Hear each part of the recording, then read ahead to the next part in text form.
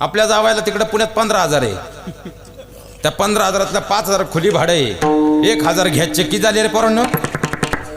तुमच्या बाजूने मोठ्यानं तरी बोला.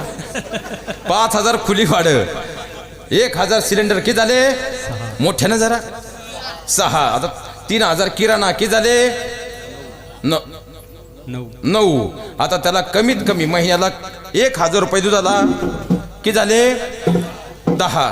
त्याला कमीत कमी ऑफिसला जाऊन यायला पेट्रोल 2,000चं महिन्याला की झाले वाजले त्याचे 12. राहिले किती. आता गुड्डी सुपी का तुमची, तिला महिन्याला 1,000 रुपये पुरतील का पार्लरला की झाले 13. राहिले किती.